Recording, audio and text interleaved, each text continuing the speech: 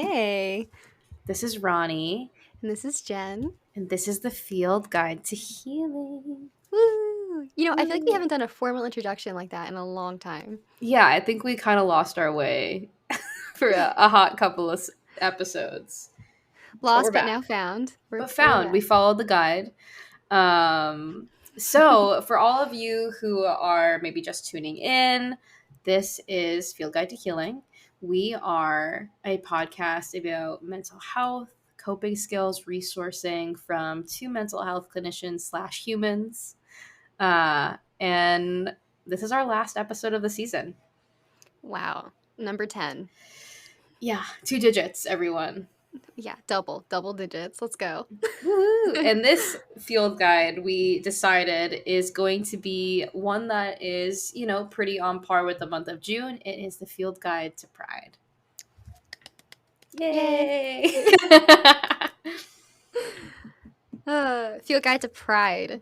And I think Yeah. the beautiful thing about what we're doing with this episode is talking about what the month of pride means, even as someone who's not part of the LGBTQ plus community, right? Like how to be an ally in all sense of the word of allyship, how to connect with yourself, an ally with who you truly are as a person, right? We're really gonna, I guess, deep dive, but also like bird's eye view, exploring these conversations, which for a lot of people, they can be kind of hard to have, talking about identities. So hopefully, Ronnie and I are able to hold space for one another, hold space for you, and also, like, you know, explore what it's like to talk about things that make people squirm sometimes, make people nervous in a way that's open and loving. So maybe setting some examples for how you can talk about this kind of stuff too. Yeah. Yeah, I love that. So, um, kind of as we ease in here, we're going to celebrate the spirit of pride as we kind of move along some different stories. Hopefully, as we navigate this conversation, like Jen said, you feel a little bit more enlightened. We're calling in some grace, some compassion, some curiosity for ourselves and for all of you listeners as we move through this conversation. We're really happy you are here and happy Pride. Happy Pride. Let's go. Yeah. So, first things first, I think we should define pride. Mhm. And we're starting with Wikipedia. Yes. Merriam-Webster, you've done us a C minus to be real. But Wikipedia actually like really they did something here. I don't know if it was AI who wrote it, but it's beautiful. So the definition of pride is LGBT pride is the promotion of the self-affirmation, dignity, equality, and increased visibility of lesbian, gay, bisexual, and transgender people as a social group. Pride, as opposed to shame and social stigma, is the predominant outlook that bolsters most LGBT rights movements. Mm, yeah. And for those of you who might not be aware of the more full acronym, it is 2S LGBTQIAA plus. Starting with two spirit individuals, centering them at the beginning of this acronym to honor them. So I think as we have this definition, it's important to talk a little bit about the history of pride. So the history of pride really begins with the Stonewall riots. um, this was a time where the people who were being really ostracized and gone after by police and all these different organizations really decided to fight back and to just say no, like, we're standing our ground, we're not allowing this to happen anymore. And really it was this social movement, this progressive social justice type activism that we see continue to ripple through the community to this very day. So as much as it is a time to celebrate and to show that pride and to honor those individuals who took those steps, it really is a continuation of that same sentiment, that same energy. We're still fighting. We still have brothers, sisters, individuals, family in this community who are being harmed, who are being ostracized, and it is still happening. So, like, pride is just as much as it is about pride and being courageous and happy as it is mourning and doing the work and the reflection and continuing the Mm. same things. So, speaking of historical events in Pride, Jen actually has a kind of cool story, a cool moment about this next one. If you'd like to share about it. Yeah. So June 26th, 2015, I was at the beach with my mom and a couple friends, and we went to, it was called Asbury Park. It's a historically LGBTQ plus loving space. And we were like walking through the streets, it was Pride Month, they had all the flags hanging, and we found out that gay marriage has been legalized. And Mm, the amount of joy that everyone was experiencing out like openly was so beautiful. There was so much merriment and like connection. And I was 18 at the time, in a small farm town. So for me, this was like a colossal experience that stuck with me.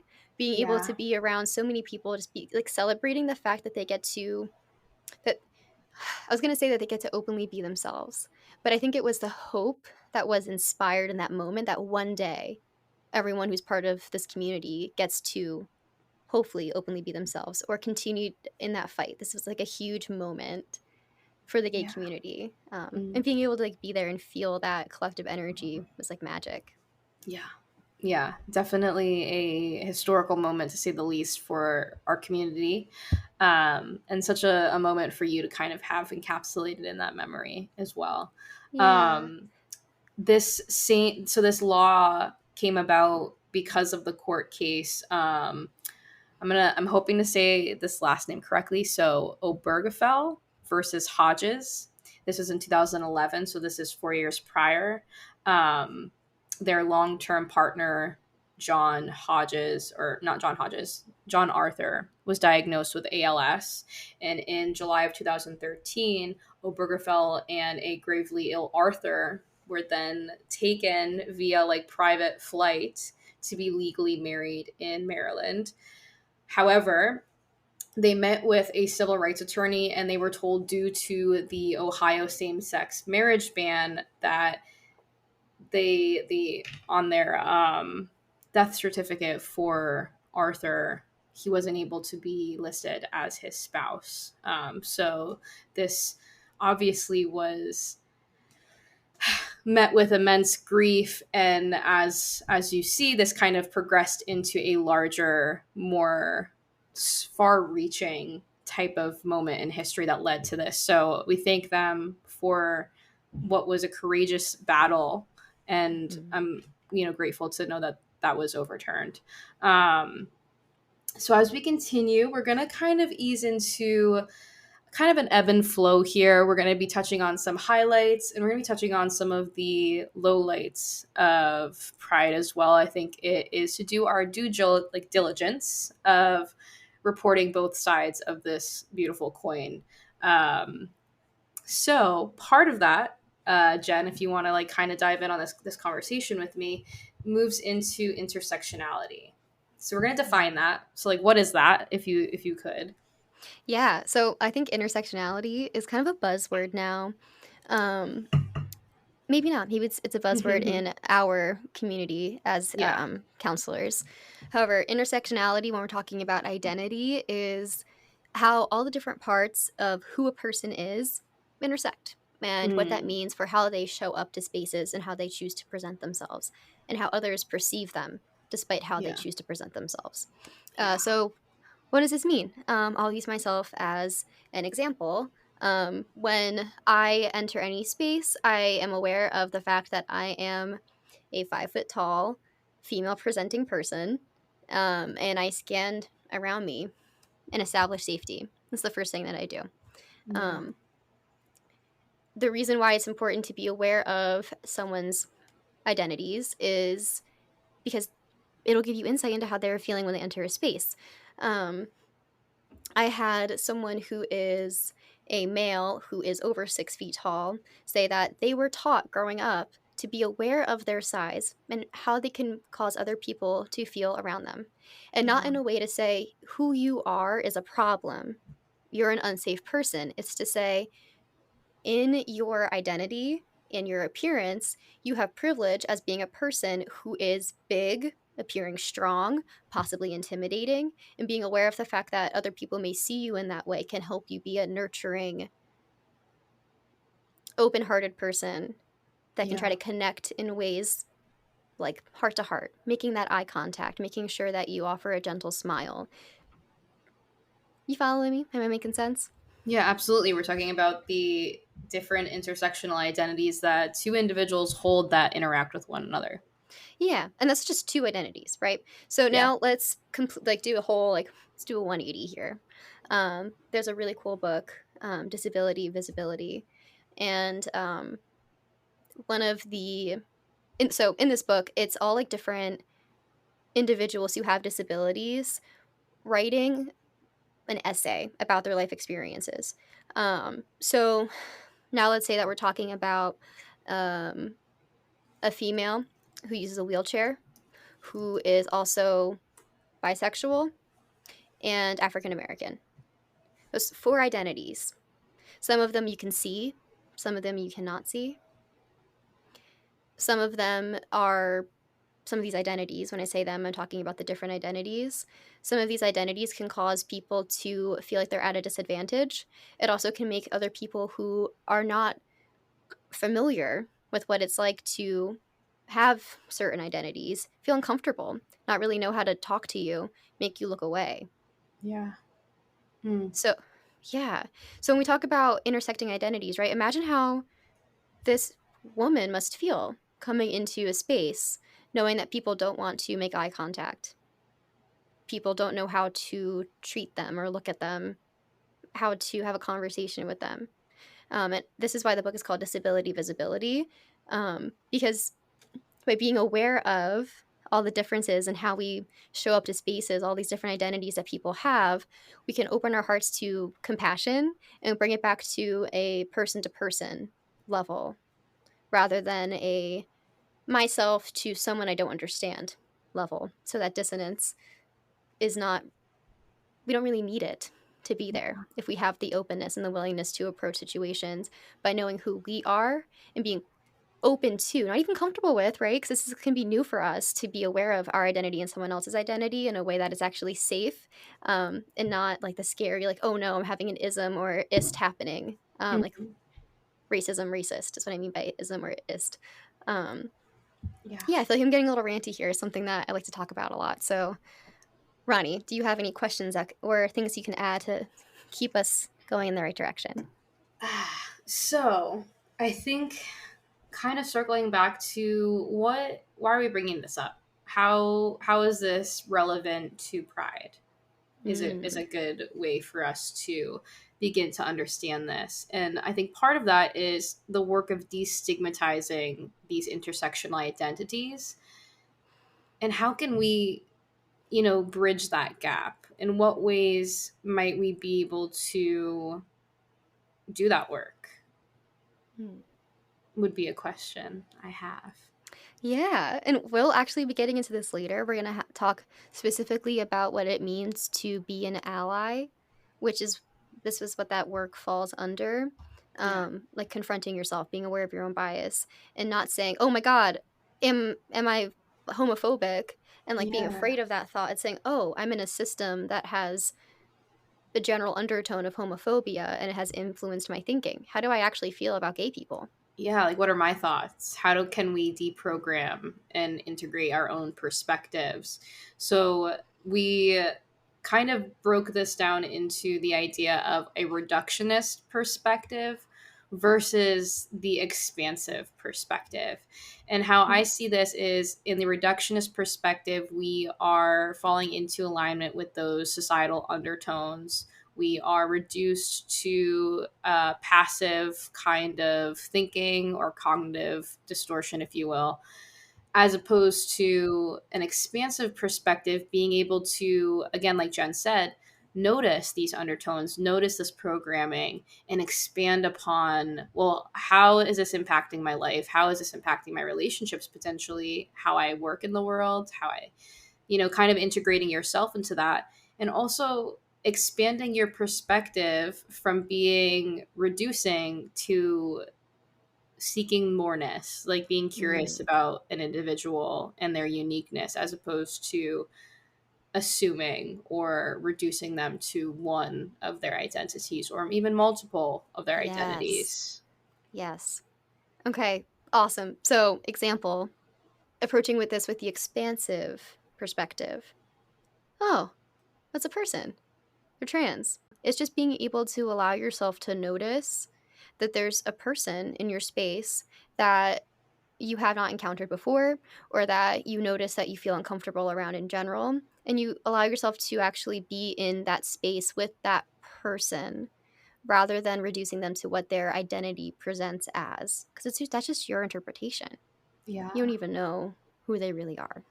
Yeah, and I like the idea of like plugging into your shared humanity. So like what things do I have in common with a human without maybe even interacting with them? Well, I can assume we both have feelings. We both have people who care about us. We both have dreams. We both have experienced pain in our lives. We like there's things that we can find common ground on that are so innately separate from this externalized social or like whatever, like it's so separate from these identities.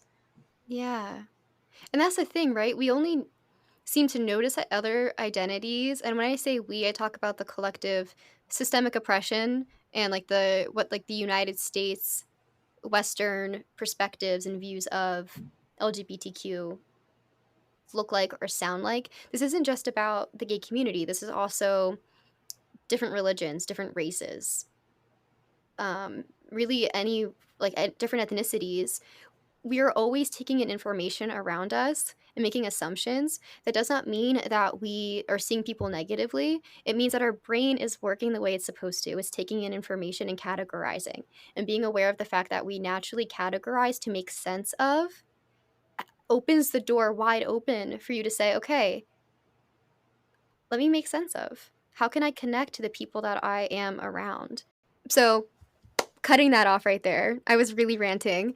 Um, But the reason why I have so much to say about it is because when we talk about our intersecting identities, there are so many differences within each of us with our political views, religious beliefs, what we ethically and morally deem as fair, unfair, right, and wrong. That's like there's like a storm inside of each of us that like creates who we truly are as people.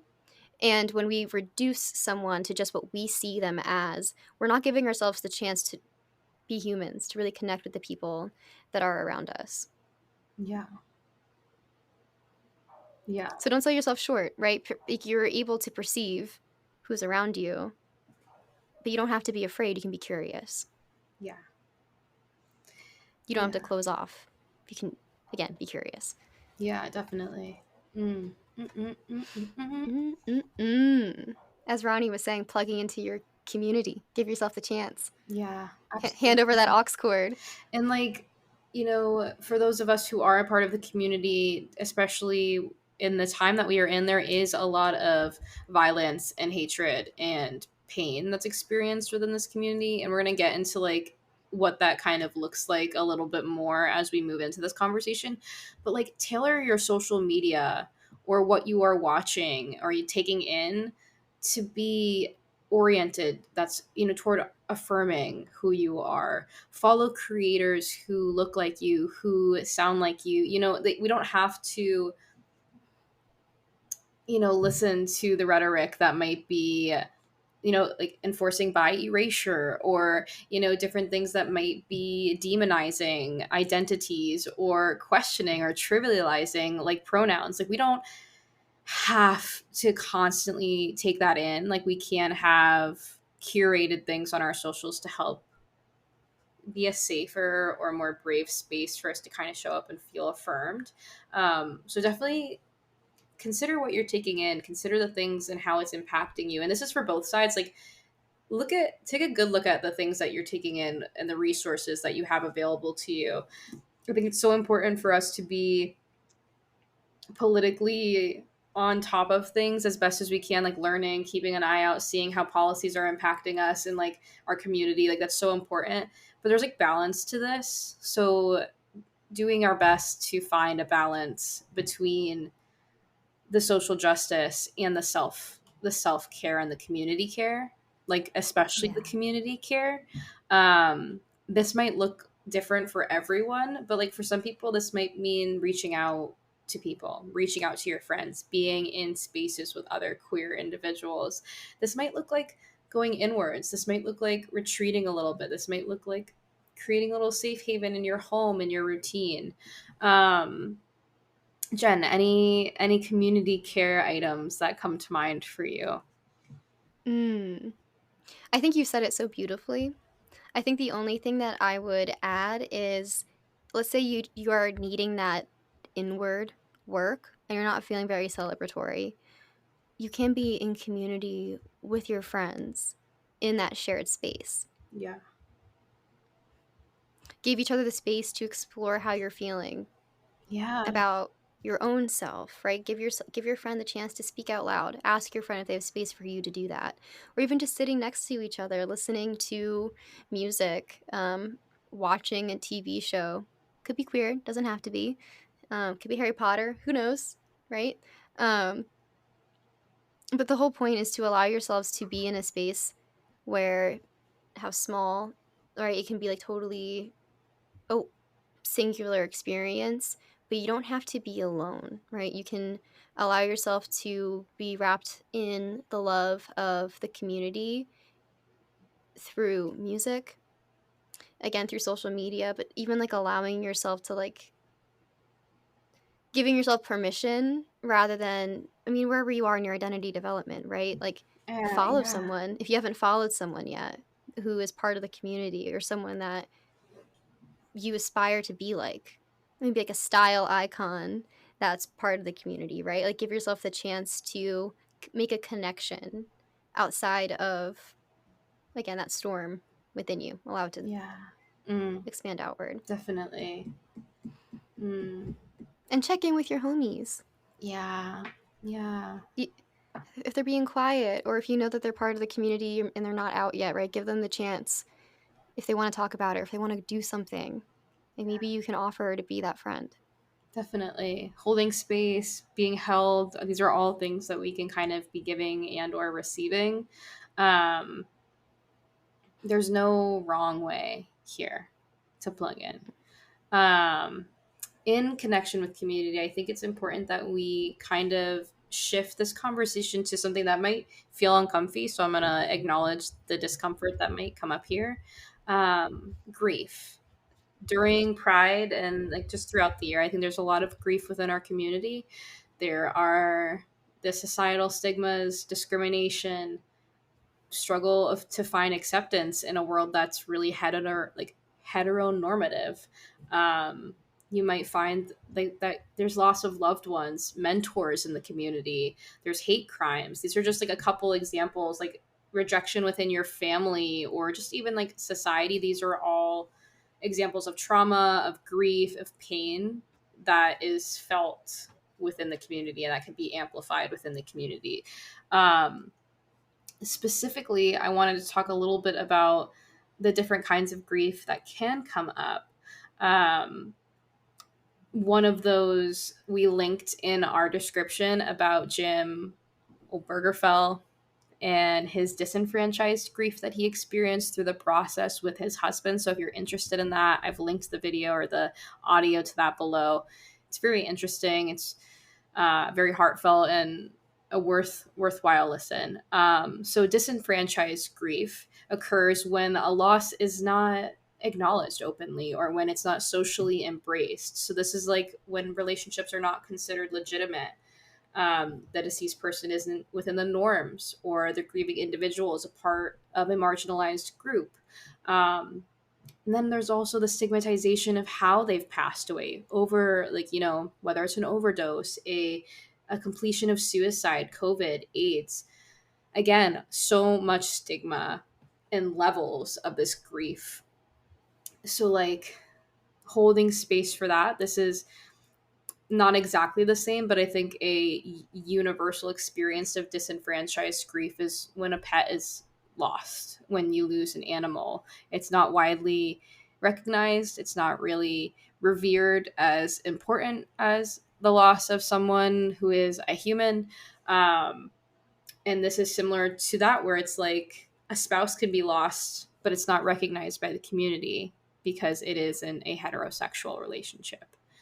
Um, so these are just some examples to Yeah. consider the loss that's experienced within our community. And the reason why pride is so important is despite the active attempts of erasure or of pushing down this community, there is we're still here. We're still continuing to exist. We're still pressing on. We are still fighting for the same things in a lot of ways.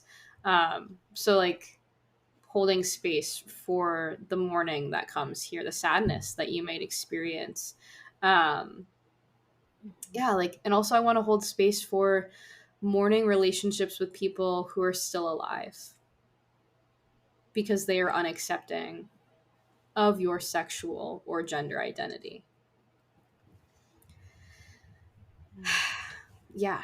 So like there's also compounded grief. This is when there's like multiple losses happening in a really short time period. This can kind of come up in like interconnected sorrow. So like there's this interconnectedness through these experiences. Um, and this, I think, leads us into collective grief. So, collective grief is a shared emotional response that transcends just one person having this experience, but really it is a common loss experienced by the group or by the society that we exist in. So, within this specific community, the LGBTQ plus community, this form of grief is seen in the collective impact of discrimination, prejudice, violence, and the struggle for acceptance of queer and trans individuals. And this also happens when we're hearing about attacks and murders on 2S LGBTQ plus people on the news or on our social medias, living through pandemics. So like the HIV and AIDS pandemic, living through that was very traumatic, with so many losses of loved ones through that horrific progression of disease, facing rejection and alienation from family and society. So it's that double whammy of not only societally am I excluded, but familially, like my family has excluded me. That's really painful. And then again, a death by suicide, which disproportionately affects this community, uh, both in the youth and in the adult populations. Um, so considering this part of the history, I think is really important because of the amount of lives lost. This is not new news for us. The Trevor Project is founded on the loss of someone from our community in a way that is, again, horrific and unbelievable in some respects, that it still continues to this point in time. Jen, having heard some of this, I know grief is kind of my spot. Any questions, any responses or reactions before we kind of Yeah. Yeah, I have two. yeah. The first one is I want to offer us all a somatic hug. This Hmm. is pretty heavy hearing you. I mean, it's a lived experience, and once we hearing it summarized beautifully in the way that you have, touching into the relationship that these events have to our grief, um, that heaviness settled within me, and I want to give it the space to be felt. Yeah. So, if if anyone wants to join along, and if you're able, raise your arm up over your head and take your left hand and make that Nike swoosh with your thumb and pointer finger. Move your arm, the left arm, back so that your shoulder blade and elbow are in a straight line, being pulled to the left almost. And then you're gonna swoop your fingers, the Nike swoosh, under your right armpit, wrap those other fingers around, wrap your arm, the right arm around you, and just breathe.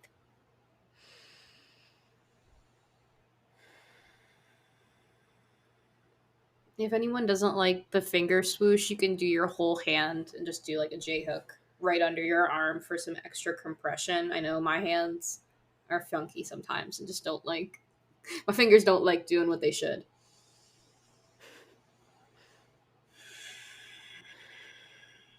No shame in your finger game, okay? That's what she said. Hashtag pride.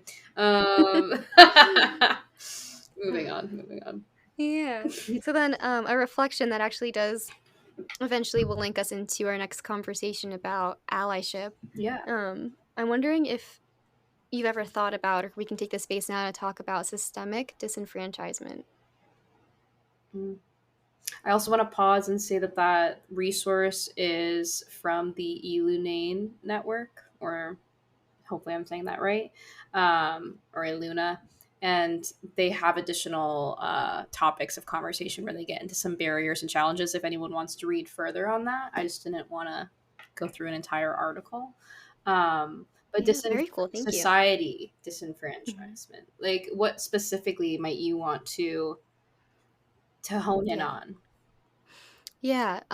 So I noticed that there was a different amount of attention given to, and I'm not saying this is wrong. I think both situations deserve a lot of love.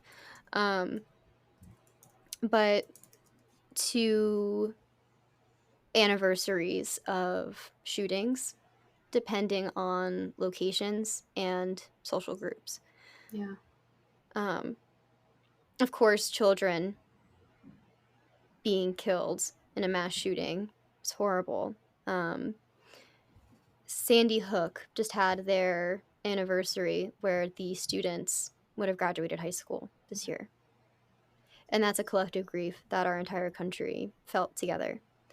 Um, but when we look at Club Pulse, I saw one or two articles, and I noticed within myself a lack of space in my direct community, my direct family, to be able to talk about it. Yeah. Like, I felt that disenfranchisement Yeah. from, and I understand that when we look at our society, and I mean, we are part of a minoritized group. I understand that. Um, but being aware of, and this is where we get into allyship, just because you aren't in a group, like let's say you're not Jewish or Palestinian, so you're not really caring. It's like, oh, I'm American. I don't really know. I don't want to connect too deeply to what's going on in their war right now. I see it kind of like the same thing. Like, I'm not part of the community.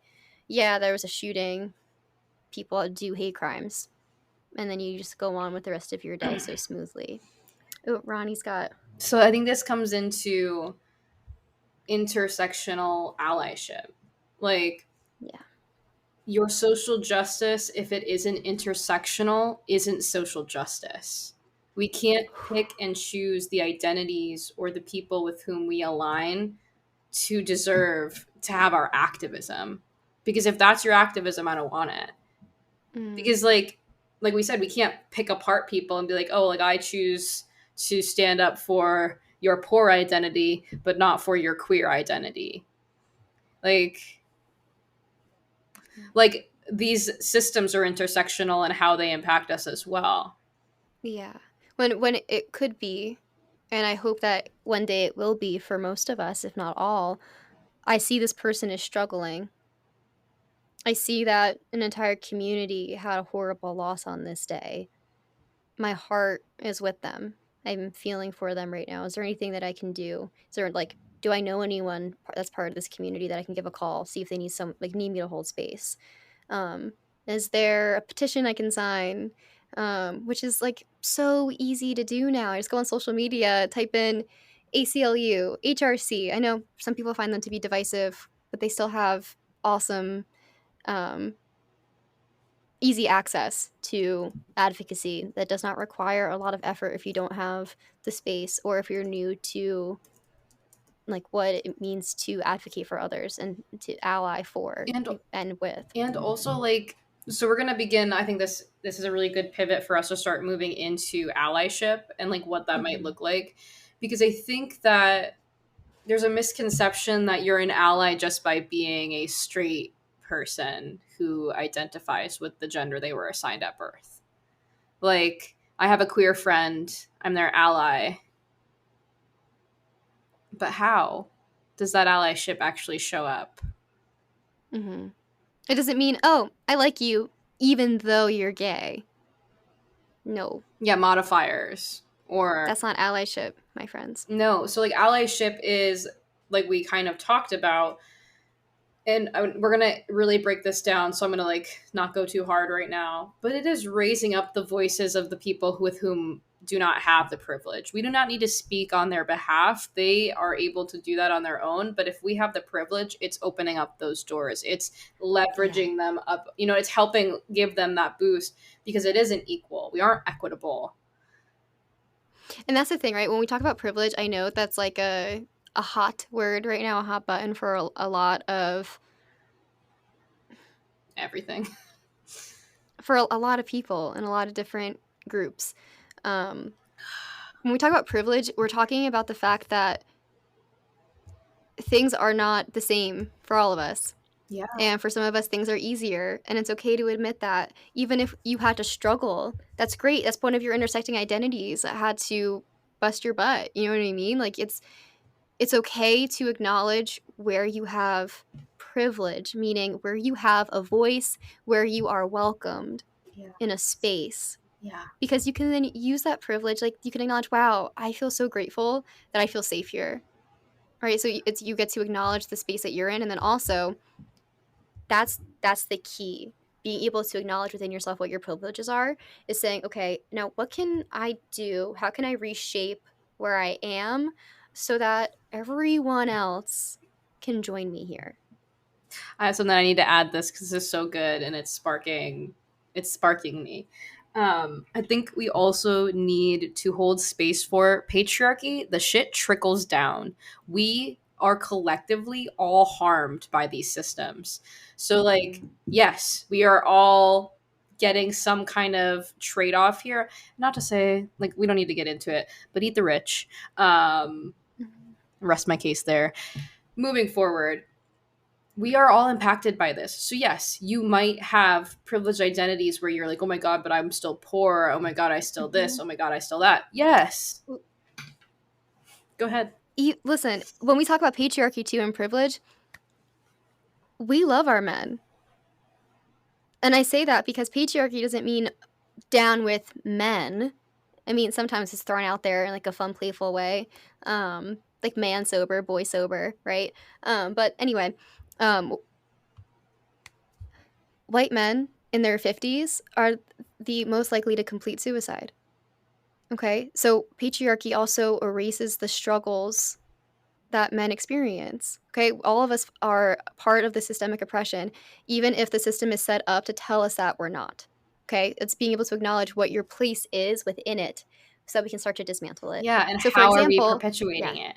So like Jen said yeah, way earlier, re-establishing the connection of how am I unconsciously contributing to the fabric of this patriarchy? yeah, Because we and all are. yeah, and it doesn't mean you're a bad person. It means that you're part of a society. And the cool thing about society, especially when we have freedoms within our society, is being able to say, "Do I like it? No." And yeah, you might get backlash. You will get backlash, but you have the freedom to receive that backlash. And again, I'm speaking from a privileged position here, and I'm aware of that. I'm willing to receive backlash. Yeah.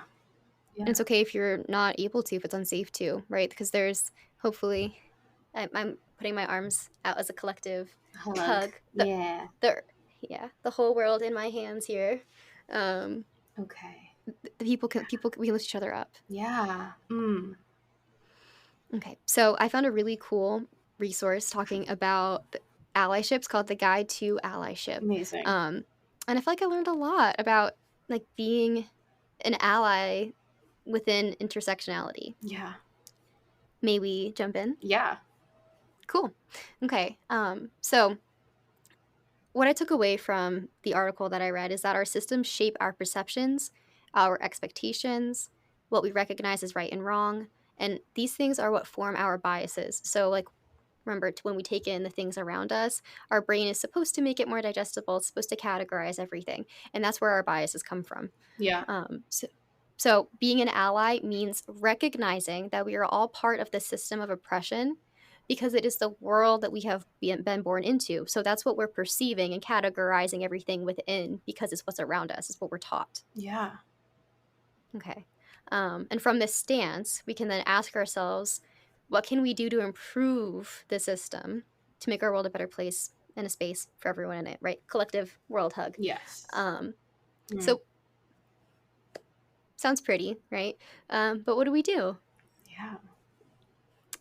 So this is where a lot of the language is being pulled from the article from the Guide to Allyship. Um, so that's linked down below. Please give it Yes. a look. So It's many awesome. links. So many links this Yeah. episode. Yeah. And I'm actually really happy that we were able to like find more resources outside of the ones that we already have Yeah. just from creating this episode. It's so cool. Um, okay. So they say that an equitable reaction to making a mistake in our language or catching ourselves with perpetuating a bias on accident. The example that they gave is stepping on toes. Yeah. Um, some people have cowboy boots and some people have on sandals. Yeah. And this is a really cool way to frame it because some people are going to give us ouchies and some people are going to get hurt. Um, a really good example of this is misgendering. Yeah. What do we do? So, this is their steps, right? They have 5 approaches. Um, I'll go over them and then I'll give the responses with the example from stepping on toes. Okay. So center the impacted. Mm. So impacted. There's no victim mentality here, right? Because you don't see someone as less than. You're not trying to hurt someone, and we know that, right? So you want to focus your attention on the person that you accidentally hurt. Yeah. Mm. Okay. Um, I know I said that I was going to read the responses after, but it feels natural to do it now. Okay. So, a really easy way to do that is just asking the person, "Are you okay?" This, if you're around other people, right, be aware of that. You can give them a look, or you can grab their hand if they're a close person in your life, right? Just like let them know that you messed up. Yeah. Checking in. Okay, so the next one is listen to their response and learn. So you're not listening defensively, but you're listening openly so that you can know how this specific person wants to move forward with you, how they prefer to like handle when this happens. They may not care at all, or they are like, dude, you've done this like 40 times now, right? So it's person to person. That's the most important thing. So you want to learn like what each person in your life expects from you, and that's fine because we do that with everything anyway, right? Like if you think about our friends, some people keep their phone on do not disturb all the time, right? It's like just another thing, another piece of information to integrate into what this person is in our life. Yes. And also, I want to hold space for this person might be willing to teach you on their lived experience in the dynamic of your relationship, but don't expect Mm. the person or other people to teach you or to show you. Take it upon yourself to do that work, to learn, and to Yes. figure out what questions you need to be curiously exploring. Do the work, do your own work. Thank you. Yeah. Thank you so much for saying that because it's so important. It's not up to the person who you offended or a person in your life who's part of a minoritized group that you want to uplift and like ally with. Yeah. Um, when we say listen to the response and learn, it means taking in new information to add to your bank of info on how you can handle situations based off of what you just went through. And it also means like doing the work Yeah, do the later work on, like and more learn. questions, It's like learn from that research. situation and also continue to learn what that means and how that might be showing up in other parts of your personhood. Yeah, just increasing your self awareness, right? Yeah, Like if you're not a bad person, you don't have to be afraid of making mistakes. It's totally. okay. So the next one is apologize for the impact you had on that person, even though you didn't intend it, right? Just say sorry. It's okay. It really is okay to make a mistake as long as you're not getting defensive and blaming the person, right? Yes. That's when things get like so far off base here because you're trying to maintain I'm a good person, I'm a good person. That part of you needs it like feels the need to protect itself when we're welcoming again, this is like also allying with yourself here. Like all parts of you are welcome, all of your identities, pitfalls, biases, unconscious or chosen, right? Everything's welcome here as long as you're able to be in the moment with the person that you've impacted and you're able to yield yourself, surrender to the mistake that you've made.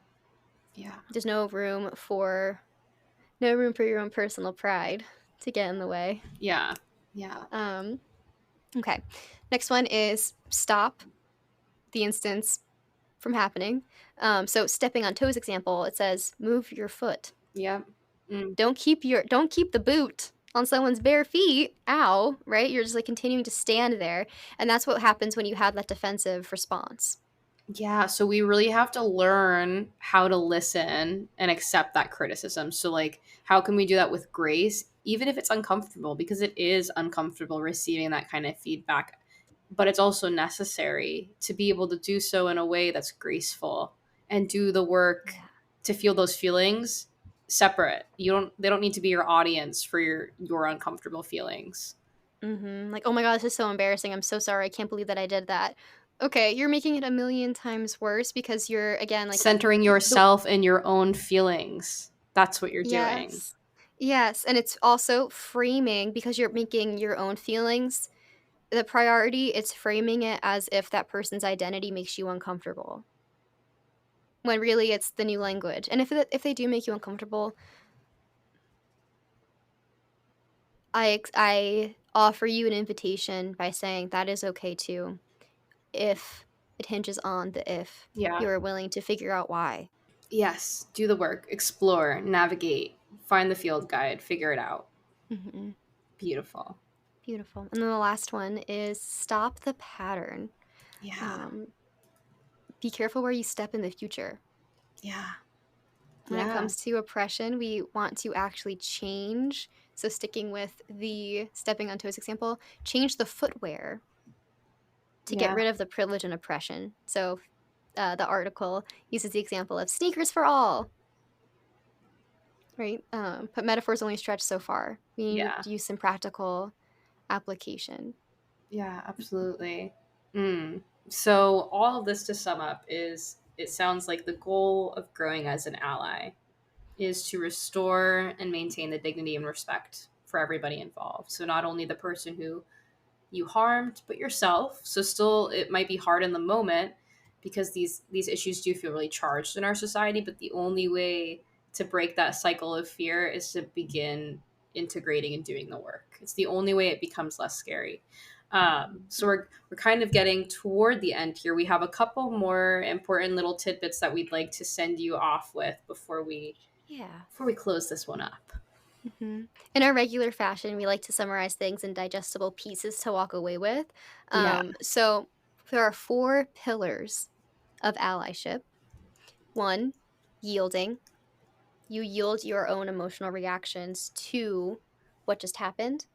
You aren't mad at yourself. I mean, you can be, right? But that's not the time. You yield to what just happened and to the person that you love or the person that I mean, it could be someone totally new that you're talking to, right? But you yield your own emotions to them so yeah, that they're able to be the center for that moment. yeah. Okay. Number 2, listening.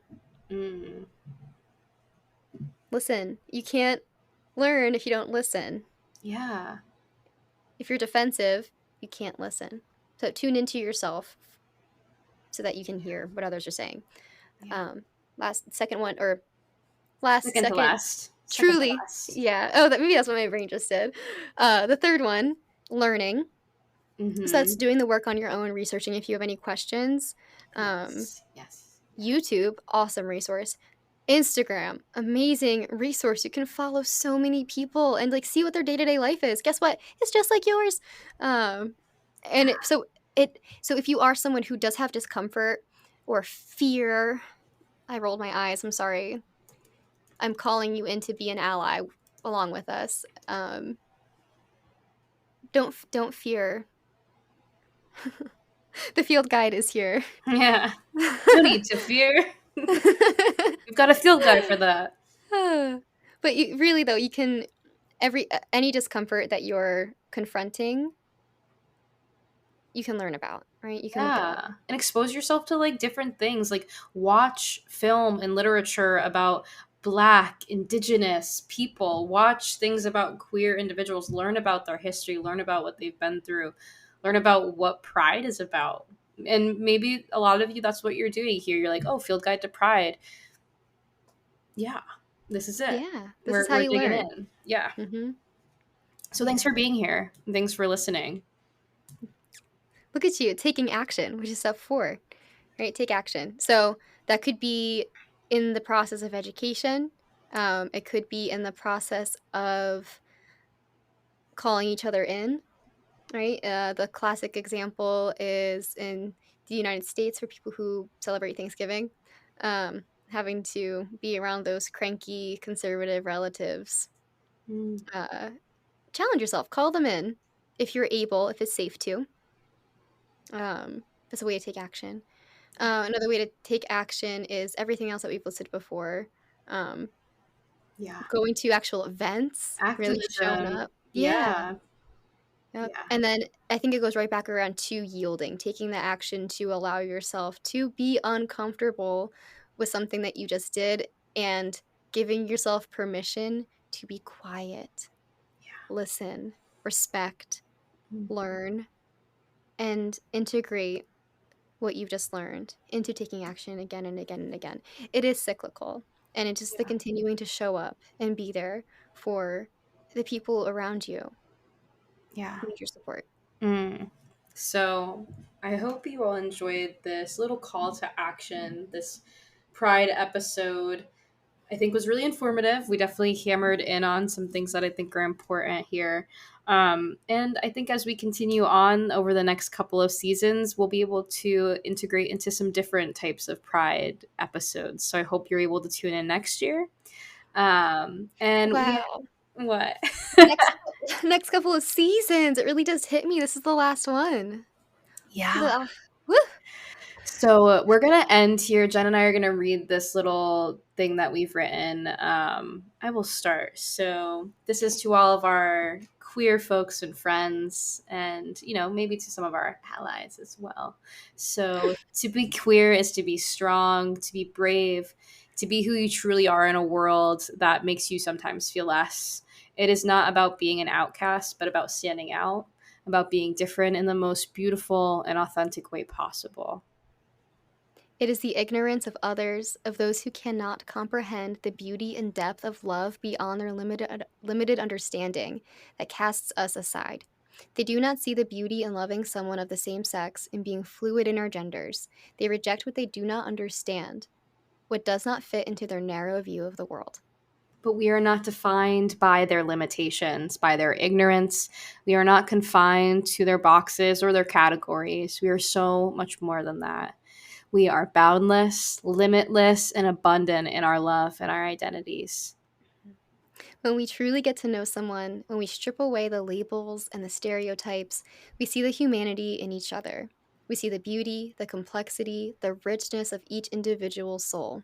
We are more than our sexual orientation, more than our gender identity. We belong as beings of love, of compassion, of endless possibilities. So do not let the world define you. Do not let the ignorance of others diminish your light. Embrace who you are, love who you love, and know that you are radiant and a powerful force to be reckoned with. You are not an outcast. You are a pioneer, a warrior, a beacon of hope and love in a world that so desperately needs it. So embrace your truth, embrace your uniqueness, and shine brightly for all to see. Happy Pride. Oh, I know we wrote that, but dang! So if that doesn't encapsulate our feelings and our sentiments as we move forward in these last few weeks of formal Pride, because Pride really is all year long. Um, yeah. Yeah. All right, so down to business. All right, y'all. um, wrapping up the whole season, right? So this is just the end of an awesome experimental first chapter, finding ourselves as business owners, podcasters, expanding what it means to be a healer. Yeah. Mm. Um, and we have some more stuff coming, right? So we're gonna take a break Yeah, for the we summer. do. Mm. But don't you worry, we'll still have some awesome video content coming out on YouTube. Yeah. Um, Yeah. make sure you stay tuned, keep an eye out for all the fun stuff we have in store. Yeah. Um, Make sure that you follow us on socials so you can keep up with Field Guide to Healing as we continue to make our website this summer.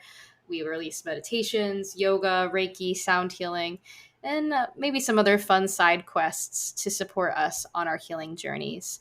I can't believe here we are at the bottom of episode 10. For all of those who have stuck with us through these past 6 months to this journey, thank you for your viewership and your listening. We're really excited to restore, energize, and cook up some really fun stuff. So you'll be seeing us really soon. mhm. Ooh, okay. So as we bid you farewell for a couple months, Mm. remember, self-awareness is your compass, guiding you back to your center. Understanding your own rhythms is a true strength to help you navigate your emotions and reactions. So join us next time as we dive deeper into the human experience. Until then, breathe, find balance, and know that you're not alone on this journey. Love this episode? Share it with a friend who wants to ride the waves of awareness with us. Thanks for tuning in. Stay mindful, stay present, and keep exploring that extraordinary world within. And until then, happy Pride and catch you on the trails. Catch you on the trails. Ka-chow! Oh, I knew it. Until next time. Bye, y'all.